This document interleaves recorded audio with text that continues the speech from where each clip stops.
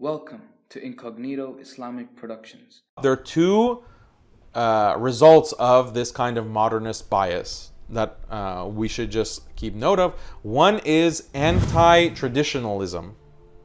To be a modernist means to be anti-traditional.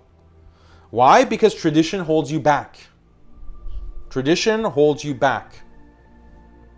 If you are going to follow a madhab and you're going to follow a school of thought in anything, whether it's fiqh, whether it's aqidah, any field that you want to follow a scholar, you want to follow a madhab, you want to follow a manhaj, that's a tradition that you're following. That means you can't change. You can't just do whatever you want, right? Just following a religion, just following Islam, just opening the Quran and reading it and taking it seriously, what Allah has said. Opening hadith, a book of hadith, and reading what Rasulullah sallallahu alaihi wasallam has said. This is, you're looking at something that is in the past. You are looking at something that is coming from the past, and that is going to restrict you from being able to think freely, to innovate freely, to do as you wish, and to have full choice, full options. And just because of that, you're going to fall behind. The rest of the world is going to advance and progress, and you're going to be stuck, chained, because of this tradition that you're holding on to. Let it go. Just let it go. You need to innovate. You need to progress. What side of history are you on? What side of history are you on? If you're holding on to a tradition, you're on the wrong side of history. By definition, you're on the wrong side of history. By definition, you're on the wrong side of history.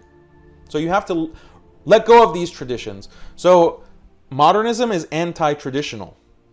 It's anti-traditional. That's one characteristic. It's a very important characteristic. And the second characteristic is that modernism is progressive.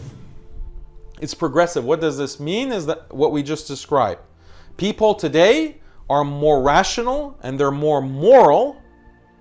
Their ethics are better now than they were 5 years ago, 10 years ago, 50 years ago, 100 years ago, 1,000 years ago. Society and humanity continues to progress, step by step by step by step. Purely by the passage of time and letting go of all religions and letting go of all traditions, people will advance and they will become better, they'll become smarter, they'll become more moral and ethical. This is progressivism. So what if you look at the timeline of human history, it's going like this. Up, up, up, up, up. So imagine the sources of doubt. Imagine how much doubt this will cause if a Muslim has adopted this religion, this ideology, and this religion is what is animating his mind and his heart. These assumptions that are being pounded into his brain by his entire environment.